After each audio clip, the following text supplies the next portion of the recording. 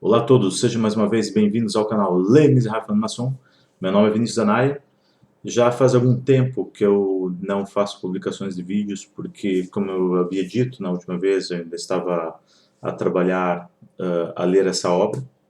É uma obra que tem 2 volumes e eu, como eu tinha dito, eu quero fazer uma nova série. O nome dessa série será Em Busca da Verdade, e iniciando então com não é bem a leitura, como eu já tenho dito em alguns vídeos, aquilo que eu acho que é relevante em alguns livros, publicar aqui partes do livro, algumas coisas que eu achei que é interessante para a caminhada esotérica, assim eu irei fazer, e fazer os meus comentários sobre algumas coisas, ou simplesmente dar a leitura, como eu já tenho feito. Mas também eu irei trazer para vocês um outro livro que foi cedido pelo meu pai, que é esse daqui, que é Sabedoria e Felicidade, de José da Silva Martins. É um escritor que começou a escrever já com uma certa idade, mas é um livro interessante também, que eu irei depois, em outros vídeos, ler aqui algumas passagens que achei interessante, porque estamos aqui a falar de uma pessoa que dá a impressão, pelo menos por esse livro, na escrita que ele faz, que não era um iniciado, mas que trata ali com bastante nitidez a questão dos problemas sociais e algumas questões éticas e morais, bastante interessantes, apesar que o autor em si, daquilo que eu pude perceber, ele, ele era uma pessoa com uma forte raiz cristã, e de facto vê-se como isso influencia na escrita dele, na forma dele pensar e na forma dele ver o mundo. Mas antes de iniciar com esse livro e algumas considerações em relação aqui à história dos judeus, eu irei trazer para vocês um pequeno livro que me deu muito gosto de lê-lo, que é a história do seu Tarsílio Campiolo, a saga de um lavrador, que é um filho de imigrantes que vem para o Brasil. E nessa caminhada dele no Brasil, ele conta um pouco aqui as histórias, né, dele quando criança e depois todo o progresso dele. Então veja uma pessoa que inicia a sua vida, faz até o 4º ano de escolaridade, depois vai trabalhar com os pais na lavoura e volta, depois de adulto, a estudar, forma-se em Direito e ainda tira mais um outro curso universitário.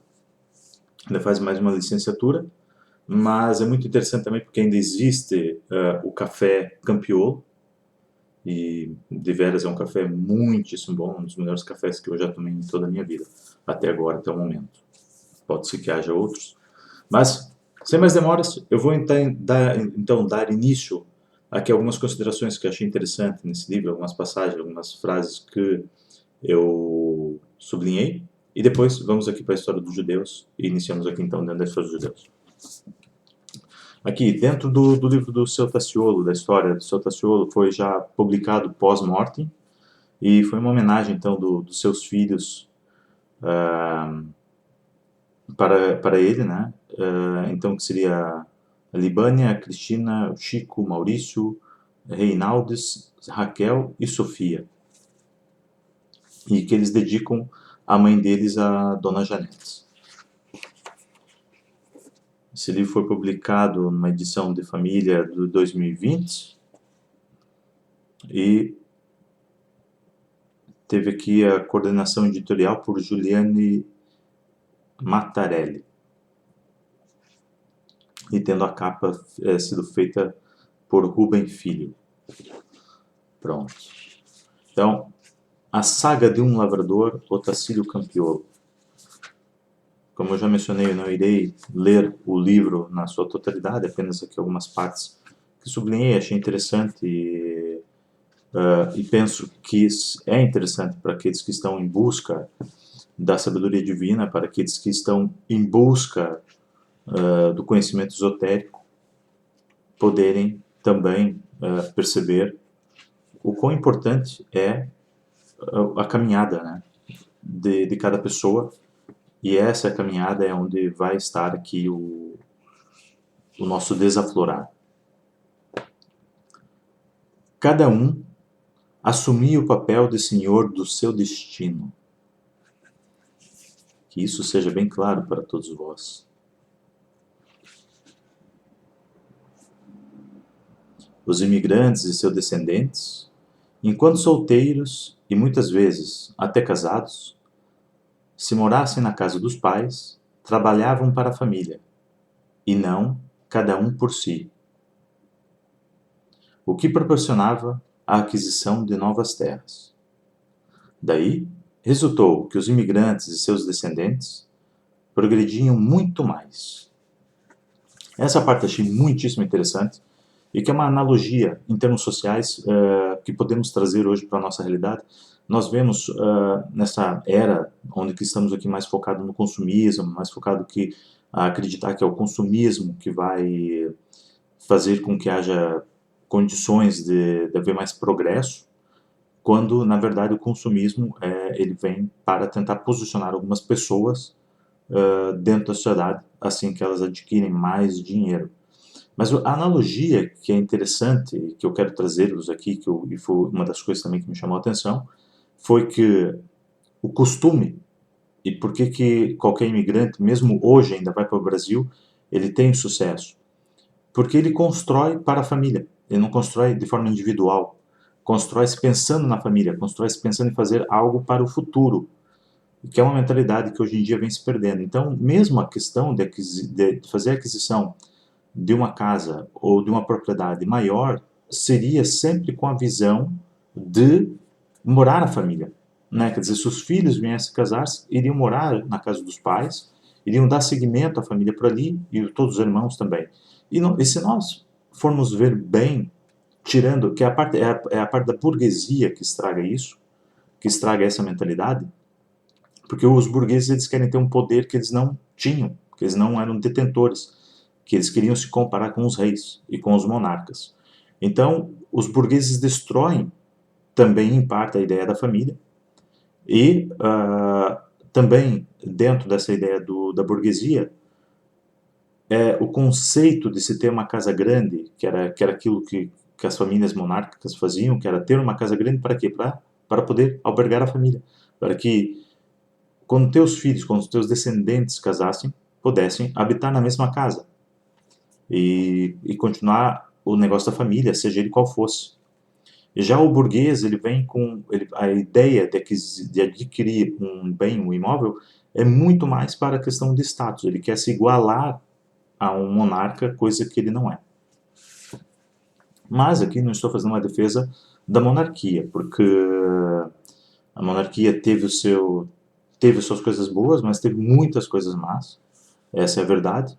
E o modelo, se fôssemos para voltar para um modelo monárquico, não seria o modelo monárquico que vivemos antigamente. Não, tem que ser um modelo completamente diferente e sem a menor hipótese daqueles que são os monarcas hoje em dia, que teriam direito ao trono, virem assumir o trono, nem pensar uma coisa dessa.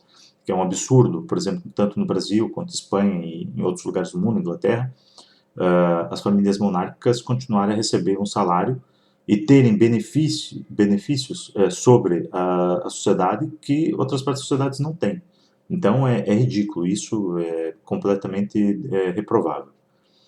Bem como é reprovável também muitos militares que recebem salários aí muito altos e com as suas famílias também tendo aí alguns rendimentos também muito acima. Então não faz parte da realidade, não pode ser e não devemos nos calar perante essas situações. Continuando. Não havia nenhum negro. Essa parte do não havia nenhum negro aqui é o quanto que os negros sofrem, né, a discriminação, e nós vamos pegar isso depois quando estiver aqui na parte da história dos judeus. Os negros sofrem muita discriminação, quer dizer, não havia nenhum negro na escola, que era isso que ele estava a dizer, né? Ele não conseguia entender, né, porque que as famílias negras não tinham acesso, porque as crianças não tinham acesso à escola. Mas devido à discriminação, e é uma discriminação que já vem de muito, muito antes do que vocês possam imaginar. Mas tem sua razão, tem suas razões esotéricas, tem suas razões filosóficas, e que hoje em dia ficou bem clara, pelo menos para mim está bem clara, o porquê. Pois a maioria deles eram analfabeta, quer dizer, a maioria dos negros era analfabeta, a maioria das famílias negras eram analfabeta. Era a lei do aprenda fazendo. Era o tempo de muitos deveres e poucos direitos. Aqui eu também sublinho isso porque eu vejo que a nossa sociedade hoje em dia, ela está muito deturpada. Todo mundo quer ter direitos, mas quando toca-se nas questões dos deveres, quando toca nas questões morais, todos querem ter uma justificação para que possam estar certos. Isso, de facto, vai acabando por lapidar, não é lapidar nesse caso, delapidar, também não seria delapidar, me fugiu a palavra. Isso vai acabando por denegrir, vai acabando por destruir a sociedade, de certa forma, porque ninguém quer ter obrigações, ninguém quer se julgar errado, ninguém quer dizer que eu fiz errado, a culpa é minha, mas direitos todos querem ter. Mas a questão do dever, a obrigação para com a comunidade, para com a sociedade, as pessoas fogem. E é esse fugir, e é esse arranjar uma desculpa, arranjar uma justificação, é que vem destruindo a sociedade. Eu depois ainda, mesmo ali na parte dos judeus, eu quero também fazer, talvez vou fazer já essa ressalva, peço licença, que é, nós devemos pensar, quando nós pensamos em Deus, num todo que cria todo esse universo, todos os seres, tudo aquilo que é possível ver, do visível ao invisível, tudo aquilo que é imaginável. Se pensarmos que o ser humano, ou qualquer outro ser, ele nasce através de uma divisão celular, de uma multiplicação celular, e que essa própria multiplicação celular depois vai formar os tecidos, vai formar os órgãos. Quer dizer, elas têm que existir, né? Se nós pegarmos isso como base, como comunidade, ela vai ter que existir uma organização comunitária com um fim, com um propósito. E depois de todos esses átomos, depois de todos esses tecidos, depois de todos esses órgãos, o objetivo maior é a formação do corpo humano, que por sua vez é a elevação da sua parte consciente e da sua parte não visível. Então é um veículo material para que o invisível possa usar, para aquilo que não é matéria possa usar. E nós deveríamos de tomar a consciência que a sociedade também deve ser feita dessa maneira, que não vamos todos trabalhar na mesma coisa. Todos têm capacidades diferentes e essas capacidades elas têm que ser direcionadas para que assim possa haver evolução. A evolução não vem através de uma seriação, através de um diploma, através de uma exclusão, mas sim através de descobrir as capacidades de cada um. Mesmo aqueles que são mais preguiçosos têm as suas capacidades. Mas existe uma série de coisas por trás disso que devemos trabalhar e ter atenção. Já vai com 3 minutos. Quem podia mandava, e quem tinha juízo obedecia. Tão diferentes são os dias de hoje. Só se fala em direitos e ninguém ensina ou impõe deveres, que é justamente aquilo que eu falei há minutos atrás. O caminho da retidão, de caráter, de respeito aos demais cidadãos, transformando os que levam uma vida de trabalho e de boa convivência em prisioneiros em suas próprias casas. E é justamente isso que eu estava a falar. Os deveres, os direitos vêm antes dos deveres, e depois, quando é a cobrança dos deveres, é sempre uma desculpinha, é sempre uma justificação para, não, eu faço assim, eu penso assim, nem toda a gente tem que ser, porque bababá. Todas essas coisas está a acabar com a nossa sociedade. A nossa sociedade ela tem que ser baseada na retidão. O ser humano, como pessoa, ele tem que ter caráter. Ele tem que saber respeitar os outros e saber os seus limites. E não é porque ele acha engraçado, é que nem há umas pessoas que gostam de fazer piadas por tudo e mais um pouco, né? Então elas acham que pode, que não faz mal. Não, elas estão erradas. Não é assim que devemos proceder, né? Nós devemos brincar, nós devemos ter a liberdade. Aí é que entra a moral. é saber o que significa moral, é saber como trabalhar com a moral. E é de facto o caráter e esse respeito moral que não está a existir. Mas quando eu digo isso, não estou a querer aqui passar uma ideia de aquela moral velada pelo catolicismo, que isso era hipocrisia. Não é isso. É um caráter de respeito pela comunidade, pelo cidadão, pelo teu vizinho, pelo teu próximo, familiar ou não, com o intuito de todos nós chegarmos a bom porto. Não é um chegar a bom porto e outro ser deixado para trás.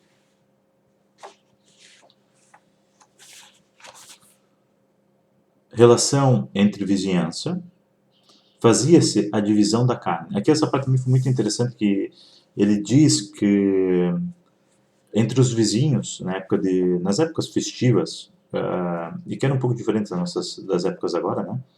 Eles dividiam o que eles tinham.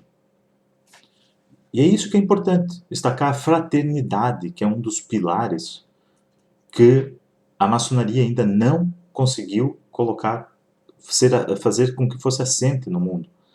E é essa fraternidade que não só a maçonaria, todas as ordens esotéricas tentam transformar, que essa seja a base, porque ela é a base, fraternidade, né? Liberdade, no triângulo, é liberdade, igualdade e fraternidade, que seria a base. Mas começaram pela liberdade. E depois foram para a igualdade, que são os direitos. E a base, que era por onde deveriam ter começado, não o começaram. Então, quer dizer, toda essa fraternidade, ela deixou-se, mesmo agora nesse período do corona, que era suposto, né, mesmo nos períodos de crise, que é suposto, as crises elas são feitas para ver se o ser humano ele é empurrado para a fraternidade, mas ele faz resistência em participar de uma forma fraterna. E agora o corona mostrou novamente que o ser humano ele pensa nele primeiro, vejam com as vacinas.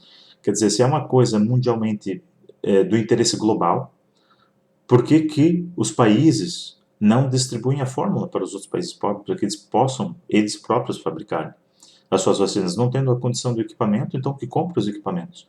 Mas pelo menos distribuem, dão de fácil acesso aquilo que os outros países podem fazer no seu lado. Isso seria a fraternidade. E já não está, não acontece. Porque as pessoas pensam no seu eu individual. Existe sim o eu individual, mas esse eu individual é parte de uma sociedade, assim como os seus órgãos. Os seus órgãos são individuais, cada um obedece uma função, mas eles fazem parte do teu corpo, porque sem o teu corpo, sem a totalidade, eles deixam de ter função, eles deixam de fazer sentido. E é diferente para o invisível.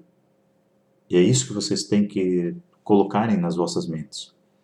Para quem está, de fato, em busca da parte esotérica, em busca de Deus de forma verdadeira, tem que pensar de uma forma diferente. Tem que estar pronto para aceitar aquilo que é a revelação. Fim da guerra.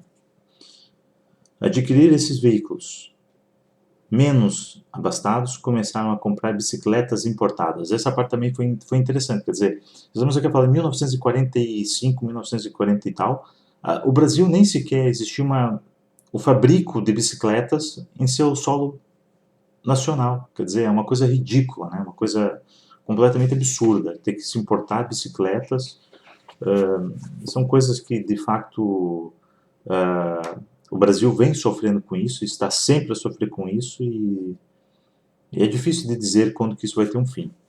E não pensem que é com um presidente como o Bolsonaro que vai trazer esse país que todo brasileiro almeja. E também não pense que será com partidos com ideias de esquerda, no sentido de vamos tornar aqui uma ditadura de esquerda e vamos ver todos pobres, né, nas camadas inferiores. Também não penso que seja por aí.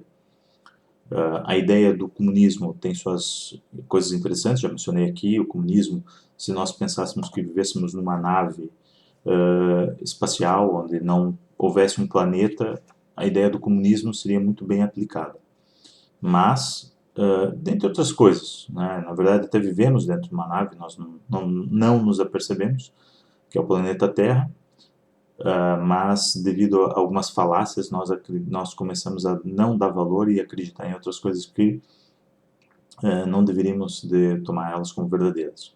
Em 2008, conservo-a sob meus cuidados. Ainda ele, em 2008, conservava a mesma bicicleta que tinha adquirido em 1940 e qualquer coisa.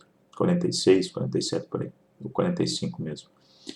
No período escolar, a maioria dos alunos ia à escola descalços, somente dois ou três, em uma turma de quase 50 alunos tinham calçados. Então vejam, ia a pé para a escola, descalço, sem calçado, quer dizer, calçado era um luxo nessa altura. E hoje em dia, né, não, as crianças nem sequer sabem dar o valor de um pai levar elas para a escola. Mas isso porque não é porque as crianças têm que adquirir essa qualidade, são os pais que devem transmitir, são os pais que devem passar esses valores. Porque se um pai não transmite os valores sociais, o caráter e a retidão que uma criança vai ter, obviamente ela vai se formar um adulto sem o caráter e sem a retidão. Então, se alguém aponta o dedo para as crianças, deve primeiro fazer aqui uma reformulação em si próprio e falar, não, eu errei na educação do meu filho. Para que ele mais tarde não te venha agredir e achar que isso também será normal. Abundância de alimento e escassez de dinheiro. Veja que coisa, né? Abundância de alimento e escassez de dinheiro, né? Quer dizer, hoje em dia não há nem abundância de alimento, não há nem abundância de dinheiro também.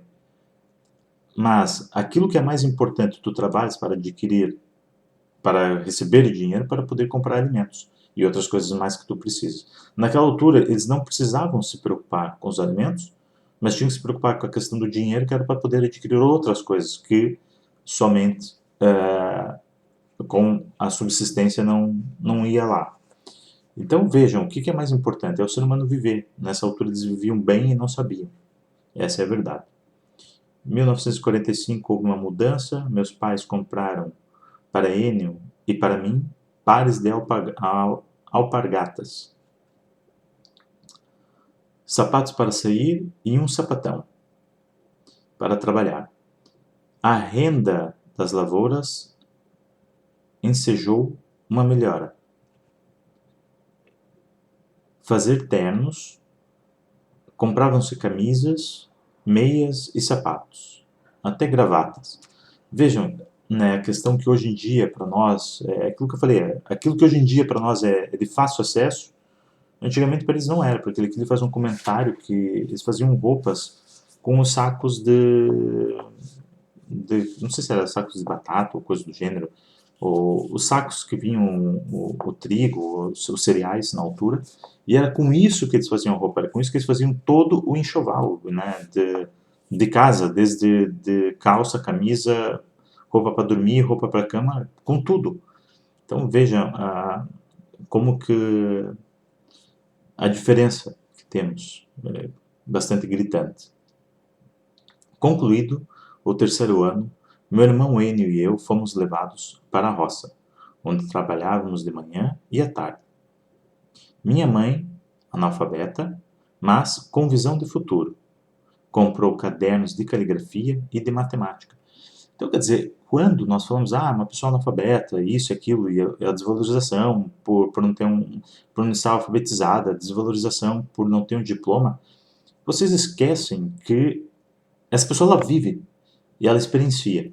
É claro que aqui mostra-se claramente que era uma mãe que estava preocupada, uma mãe que, apesar dela não ter sido alfabetizada, e ser uma pessoa analfabeta, ela não teve a oportunidade de ter alfabetização, mas ela queria que os seus filhos pudessem ter um progresso melhor. Então, notou-se claramente que a compra de um caderno de caligrafia, a compra de cadernos de matemática, para eles poderem continuar a fazer exercícios, seria uma boa prática. Éramos obrigados a fazer exercícios de matemática, a escrever 2 ou 3 páginas no caderno de caligrafia com frases próprias que exaltavam o valor do trabalho e da formação do caráter. Mais uma vez aqui reforma, o trabalho, o caráter. O ser humano ele deve contribuir de uma forma ou de outra para a sociedade. e não apenas sugar dela e querer exigir direitos e achar um monte de desculpas para não participar dela. Sem não participar de forma ativa, né? Participando de forma parasital, sendo, na verdade, um parasita. Se em princípio essa obrigação pareceria um martírio, passou a ser, com o tempo, um ato prazeroso. Tanta consideração só viria a corroborar a assertiva. Em terra de cego, quem tem um olho é rei. Essa também é uma frase bastante conhecida e é lógico, né? Em terra de cegos, quem tem um olho é rei. É o mesmo já aqui fazendo menção à frase do Platão, que as pessoas não terminam e eu não percebo por que isso depois induz a uma falácia seríssima, que é só sei que nada sei. Mas dentre aqueles que não sabem, sou o que mais sei. E quando tu não terminas a frase do Platão e diz só sei que nada sei, isso submete uma ignorância. Mas Platão, logo a seguir, diz, atenção, né? Ele está a te chamar a atenção. Dentre aqueles que não sabem, eu sou o que mais sabe. Então eu não sou uma pessoa ignorante. Mas eu assumo que para aprender, eu primeiro tenho que conhecer que eu não sei. Que eu não tenho conhecimento de tal coisa. Para ir buscar o conhecimento. E era o que muitas pessoas na altura já não faziam, e hoje em dia também não fazem. Elas não sabem e tentam colocar uma máscara de que sabem. E depois defendem de forma ignorante aquilo que elas não sabem. E isso é importante. Então vamos lá. A palavra sexo era uma blasfêmia. Nem pai, nem irmãos, e muito menos a mãe, tocavam no assunto. Aprendi com as aulas ministradas por insetos e pássaros e animais. O ato sexual que mais nos deslumbrava era o dos porcos. Essa parte eu matei da risada quando li isso, porque, vejam, né, a questão aqui sexual, que hoje para nós se tornou uma libertinagem, porque a pornografia está por todo quanto é lado, as pessoas já não dão valor de ter de esconder, não vou dizer assim, esconder a canela, né, como se fazia antigamente, de preservar as suas partes íntimas, e elas expõem as suas partes íntimas em todas e quanto é parte pela internet. E a pornografia, ela é algo que, de facto, ela não é saudável. E eu já tentei transmitir, eu não sei se já deixei aqui essa ideia para vocês ou não, eu já não me recordo, porque eu já tenho falado isso com muitas pessoas. Vocês têm que ver que os livros, os filmes, tudo aquilo que é apresentado para as massas tem uma intenção de direcionar as massas. Então, pense, quem escreve um romance provavelmente está apaixonado, ou passou por um amor, ou vive a emoção do amor.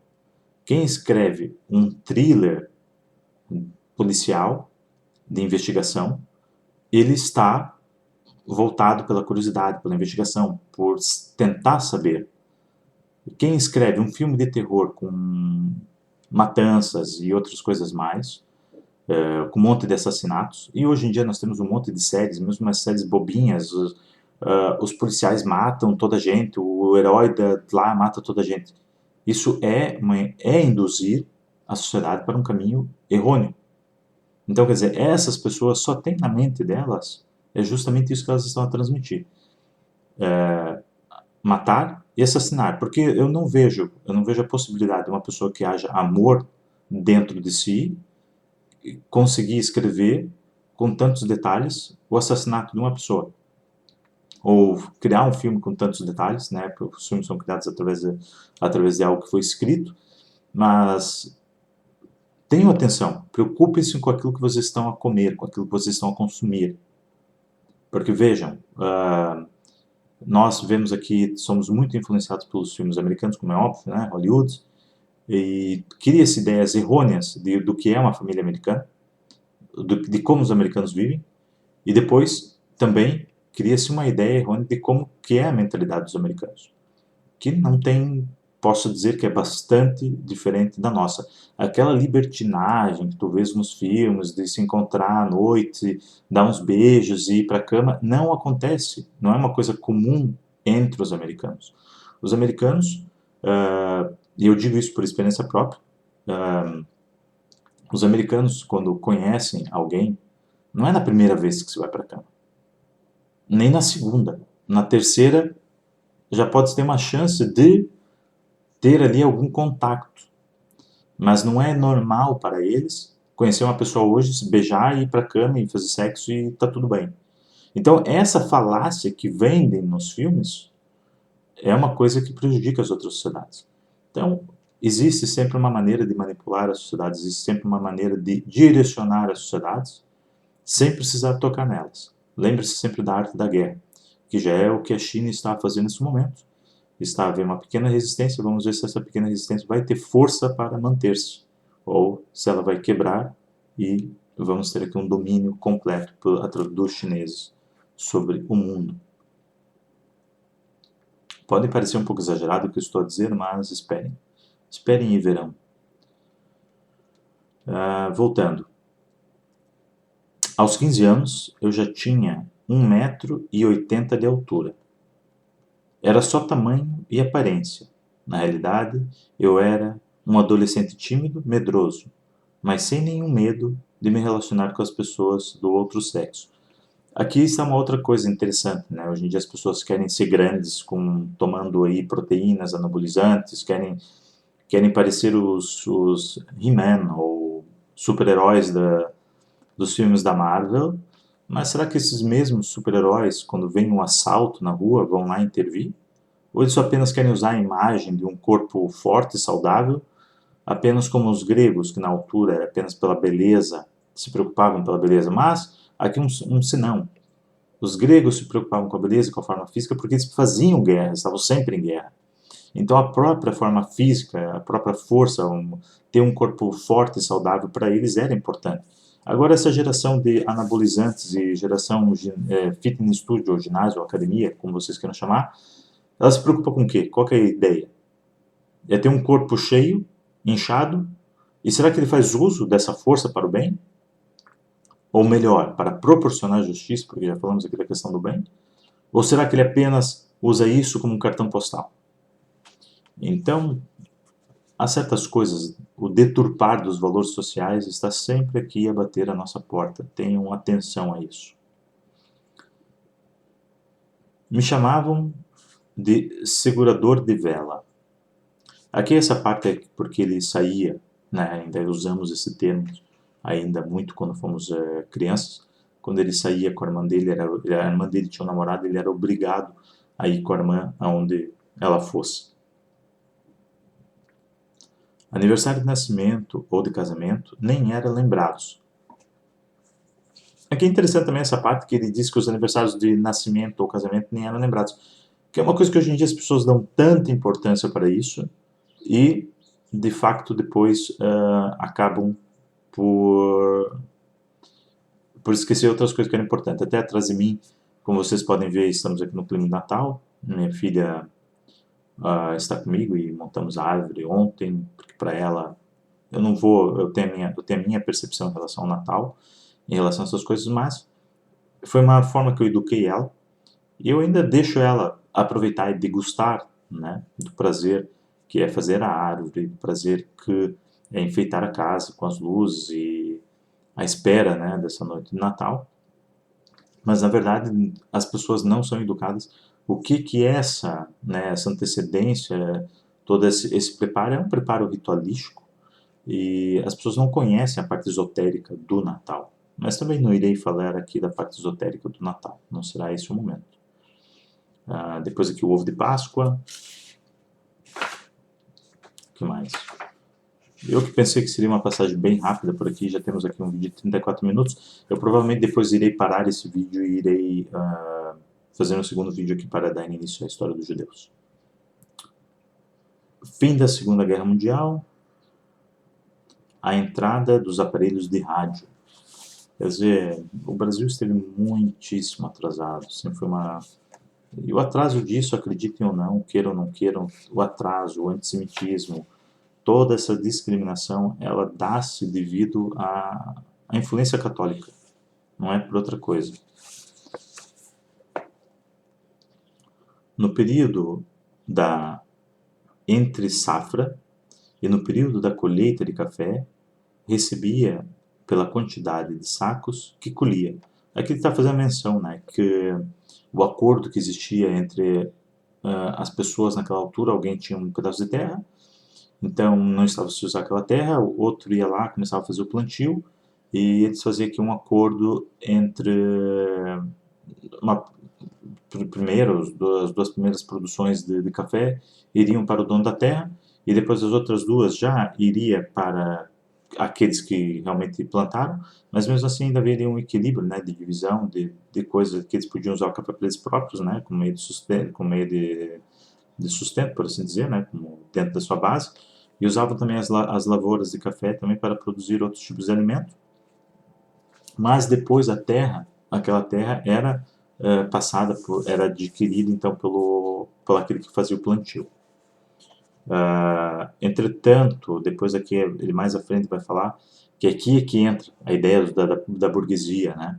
Aqueles que estavam na cidade viram que aqueles que estavam no interior estavam a ganhar dinheiro e que o café estava sendo a torneira de dinheiro, então logo alguém resolve arranjar uma maneira de meter a mão ali e começar a ir, eu também tenho que ganhar mesmo sem fazer nada. Então, complica essas coisas, cria-se a lei e desfavorece, obviamente, aquele que tinha poucas condições, e colocando um alto custo para aquele que era o dono da terra, e invertendo aqui o poder de parceria. Já não é a parceria entre o lavrador e o dono da terra, mas a parceria entre governo e o dono da terra. E o lavrador, que era aquele que é aquele que realmente trabalha, que é aquele que realmente faz a coisa acontecer, ele é esquecido. E ele passa a ser denominado como empregado. A queda de preço do café e o chamado confisco cambial, imposto pelo governo federal, tornaram a cafeicultura, antes tida como a principal fonte de riqueza e progresso, decadente. É aquilo que eu mencionei agora há pouco. Derrubando o colonato e adotando a CLT, com suas novas regras de contrato. Mesmo estando morando na cidade, continuei a trabalhar na roça. Quer dizer que ele mesmo indo morar para a cidade, né, uma cidade próxima, pequena, ele ainda continuou a fazer o trabalho de lavrador no cultivo de café. Só tinha estudado até o 3º ano primário. Em 1966, fiz o Madureza, fiz o Madureza, exato. Ensino médio, completei essa etapa dos estudos e não parei mais. Licenciei em História em 1971, bacharelado em Direito em 75. É aquilo que eu mencionei no começo, ele acabou depois voltando a estudar e fez aqui 2 licenciaturas. Que não foi uma aventura, e sim uma venturosa e profícua. Na caminhada, o que ele está dizendo que a caminhada, né, o que os filhos transmitem aqui, e ele próprio, né, porque ele que passa parte desse conhecimento para a família, que não foi uma aventura aquilo que eles fizeram de sair de São Paulo e para o interior do Paraná, um terreno completamente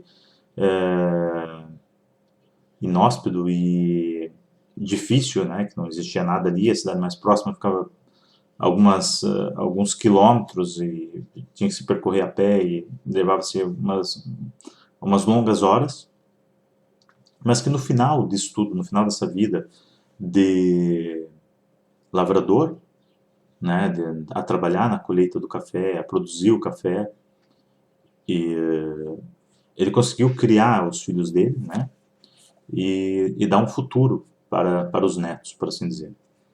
Então pronto, essa é a história aqui do seu Tacílio, que eu queria partilhar essas poucas palavras e frases que acabei aqui por sublinhar.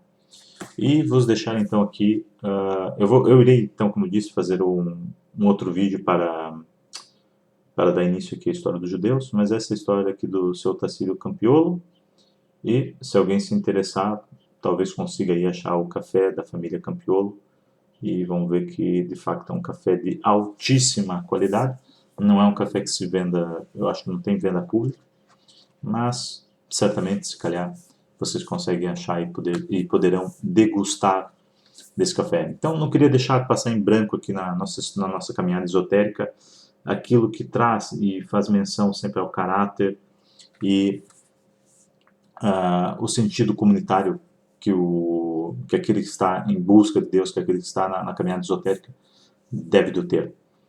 Eu irei finalizar esse vídeo e irei então trazer aqui um outro vídeo para a história dos judeus. E aí vamos então começar aqui em busca da verdade, que essa é a história dos judeus, e vamos aqui ter várias considerações que eu quero fazer. Então, eu irei finalizar. Muitíssimo obrigado.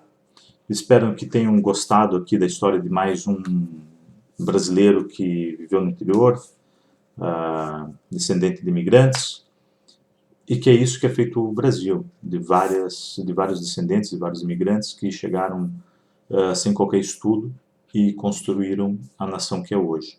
Infelizmente, ainda é uma nação que sofre muito com a questão da desigualdade, uma nação que sofre muito com a questão da discriminação e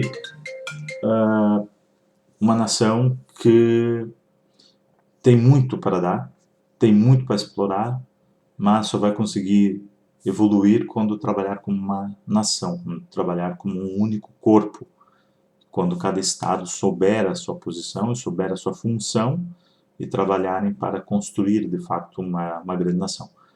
Até lá, infelizmente, vão ser usados por muitos parasitas que tem dentro da sociedade brasileira, tanto partidos quanto políticos. Eu já dei minha ideia de política para vocês, já transmiti essa ideia de política, como que eu penso que seria um modelo político adequado.